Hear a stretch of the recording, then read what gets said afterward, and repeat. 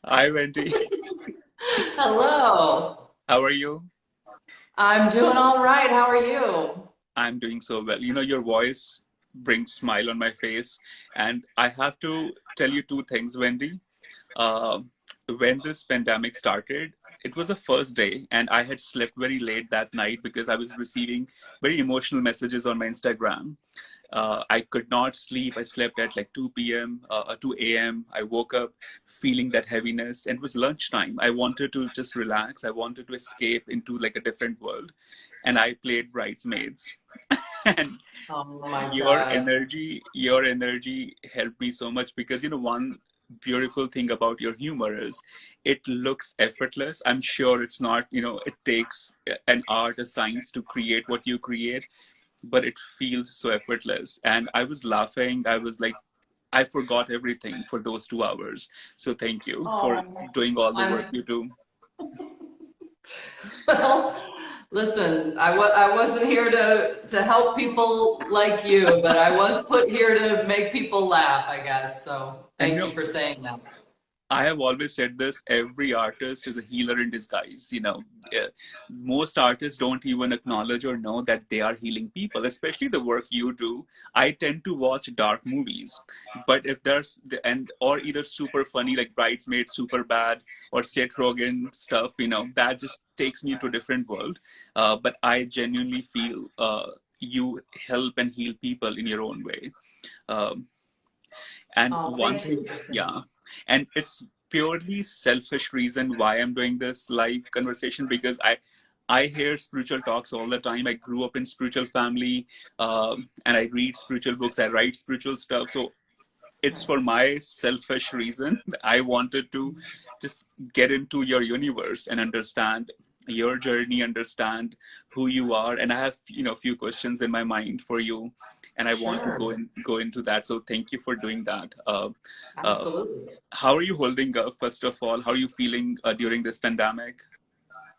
Well, for the first couple of weeks, I just didn't know what to do with myself. I was so Right. anxious. I wanted to go back to work. I was worried about people that I know who are freelancers. I just didn't understand, Right. what my place in this was. And now I've kind of resolved myself to the fact that it doesn't really matter how I think about it, it's happening.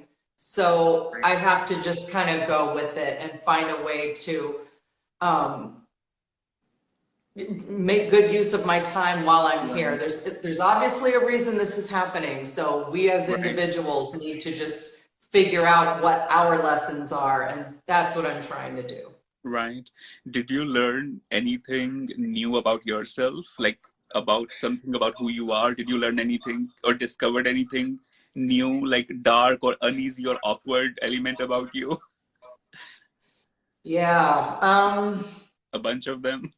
I already knew that I had the ability to go dark Mm, if I don't have structure in my life. mm. And right now, I know a lot of people are struggling with this. Sometimes you just don't know what day it is, I know what you you mean. Yeah. know? I hear So you. it's very, as much as we all complain about having a schedule and working so often, we need that, Right. and we need to feel useful. And luckily, things have been picking up in the last couple of weeks, and I've been working remotely and doing some voiceovers and blah, blah, blah. So that's added structure to my day. But I've got to tell you, my husband has probably just about had enough of me always being here, you know? Right. But Yeah. are there lessons showing up in relationships, new getting to know each other in a new way? Yeah, I've always known that my husband has the patience of a saint. He And looks saintly. Yeah. I'm not blowing smoke here. This is the God's honest truth. But when I am here too much, I go through mood swings and he doesn't, or he Mm, didn't used to until he had to see me this often. You know what I mean? Because right. I'm Right. usually away from home 12 hours a day, Right. so then it's easier to put up with me. I also feel, Wendy, like feminine energy is so much in alignment with what's happening in the Mhm. nature.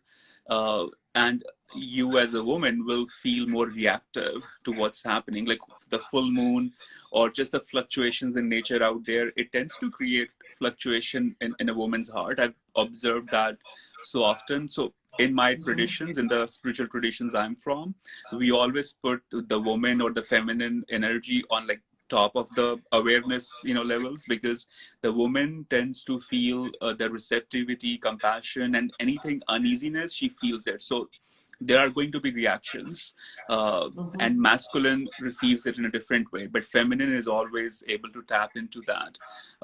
And that brings me to my next question, which I always wanted to know. Were you always into humor or funny in school and as a teenager? How were you as a teenager?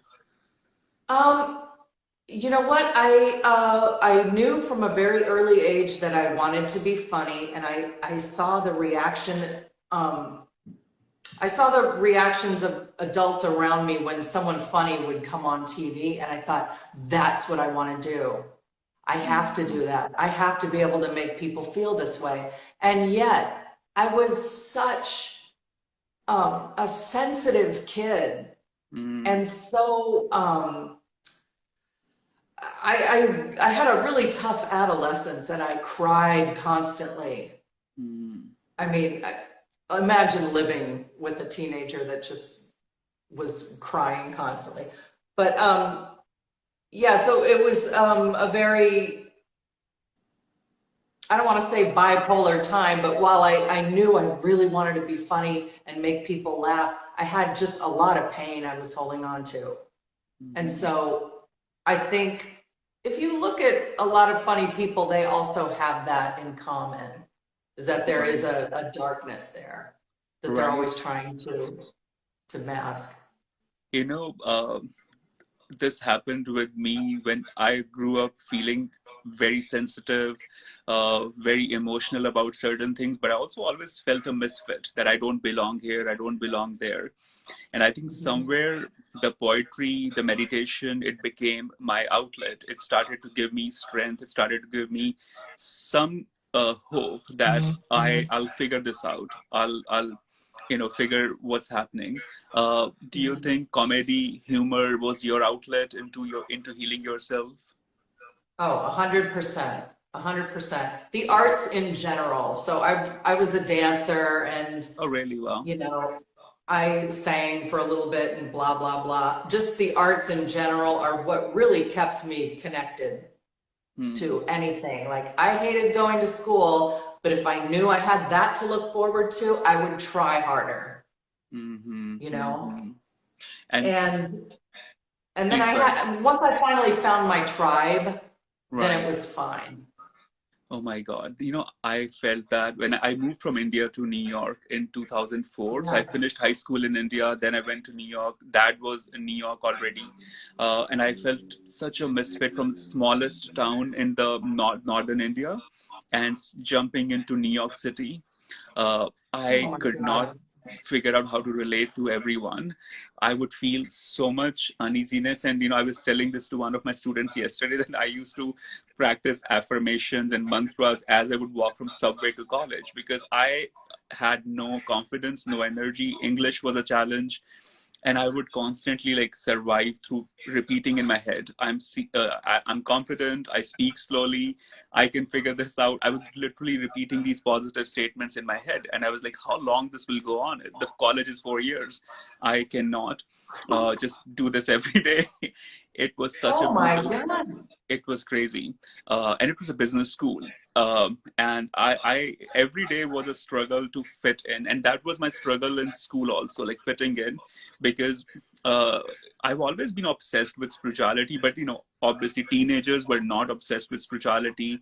My Right. friends were not obsessed with what I was obsessed with. So it was two different languages. They were trying to understand my language, and I was trying to understand their language.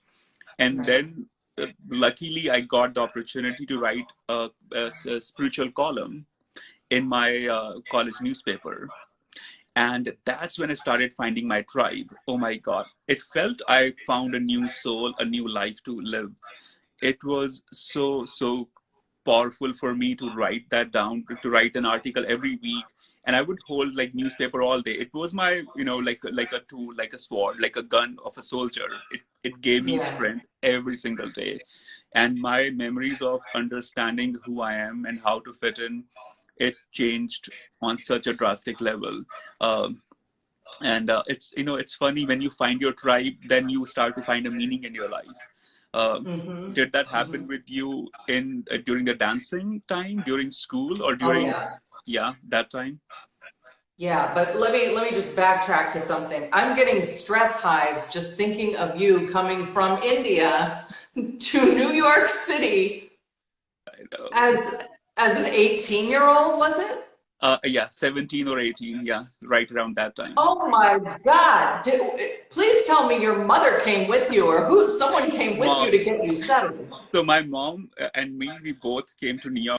Dad was already there, so I was with both of them. But guess what? The stress was so high. That was the first time I told my father. He's my spiritual guru. So I told him, Dad, I Yeah. made a decision. He said, What's the decision you made? I said, I want to renounce everything and become a monk in India. I want to go back to India. So now I laugh. The stress must be so high. I wanted to become a monk. I wanted to leave everything and go back. And he gave such a powerful advice, Wendy. I would like love to share that with you. And I told him, I don't need you to advise me as a father. Tell me as my guru that am I ready to become a monk? Am I ready to renounce everything and go to India and live in the mountains? And he said, give me few days. And after 2 3 days, he said, it's easy to escape all of this noise and chaos because you come from a sweet small town. Your grandma pampered you all your life, so you are her favorite child. So obviously this is too rough. New York City is too rough for you. And and he said, tell me, are you wanting to become a monk because you want to escape all of this, or is it the spiritual curiosity? And he said, if it's spiritual curiosity, you can be a monk even here. You can live that energy of the beast and not be eaten by it. It's so easy to escape all of this and be in the mountains where no one will bother you. But it takes strength and courage to be here in New York City and still, maintain that awareness. And it felt such a it's almost like a cosmic punch that he realigned my thinking. And I was like, I think this could become my motivation to be in New York and work on my spiritual path. That's what kickstarted a new path, for me in New York City. So I give credit to the chaos of New York to create that spirituality. It was very different flavor. In India, the Right. flavor was, very joyful, very different. In New York, the flavor was a little tough one. But yeah, it definitely helped me understand my strength and my weaknesses. Oh my God. Yeah. And I think, That's incredible. That's just incredible. I stayed at home all through college and yeah, until I got married at 26. So I yeah. can't imagine going from India to being dropped in the center of the most expensive Oh my city in the God. world, It you was know? insane. It was, and this is where the writing gave me a new life. And one another thing, why I connect with anyone who's in comedy, who's in storytelling, because I didn't know how to speak English when I moved from India to New York. And people told me watch news, read newspapers. I'm like, it's bored. Like I cannot watch news for 5 hours a day. It's I can watch like for 30 minutes. And guess what I stumbled upon? I stumbled upon the a random episode of Seinfeld on TV. And I was like, this is funny. I can watch this. So every day I had three English teachers, George Costanza, Jerry Seinfeld, and Kramer. So I was learning English. The show is set up in New York. So that became my learning experience. Oh, that's incredible. And yeah, and I developed such a love for the storytellers. If I was not Mm-hmm. doing this, I would have been a storyteller. I used to try in my school days to write stories, or in the lunch break as a fifth grader, I would direct my school friends that you are this character, you are that character, and I'm the director. Oh my It God. was, I don't know why I was doing that, but I had my own bubble, my own universe. I used to do the same thing when I was in elementary school, like put up little Really? shows with my friends and you're going to say this and you're going to say this and you better sell that joke, mister. You know, it And was very bossy. right. Do you think you were expecting to be in the movies? Was that intention? Was that a goal? Like you have to, was that ambition somewhere? Yeah, Mm, always, always, always, always. nice. I was not encouraged to go down that path, Mm, but I did once I got, once I um, got married and left the house. interesting. That sounds so nerdy. That sounds so nerdy. But yeah, I thought I was getting a late start, but then it ended up being the best thing for me. Because if anything had happened for me earlier in my early 20s, I would have blown it. I You know, wasn't I wasn't um I wasn't a fully formed person yet. So yeah. it all And happened when it was supposed to. I agree with you. I realize that now. I'm 33 now, and I realize 20s were a different flavor. Although we think we know a lot in 20s, but we don't. I think 20s are all about making mistakes and exploring who the heck you are. And Mhm. 30s become kind of that foundation for you. 30s are where you kind of start to know your voice and to know your truth. Um, do you, when people meet you, do they want you to be funny all the time? Do they think that you should be um, funny and cracking jokes? I'm talking about strangers, like people who don't know you that well. Is that a pressure at times? It is a little weird, yeah. Mm. That people, well, first of all, I've never done stand-up comedy or anything like that, so that is a skill that I don't have, and I respect anybody that can do that. Hmm. But yes, when I do feel sometimes people are disappointed when they meet me because I'm not in character, you I know? can imagine. Right. And I don't, and I'm not a mother, but I Hmm. play one on TV. So Hmm. when people come to me with, oh, what should I tell my kid? Or, do you want to come and speak at my son's school? No, I don't. Or if I do, you're not going to like what I have to say, Right. Right. Oh my because God. Yeah. yeah, I'll give you advice as the weird aunt, maybe, Hmm. but I have no motherly advice. Hmm. And that I think disappoints people are people. disappointed. Right. Yeah.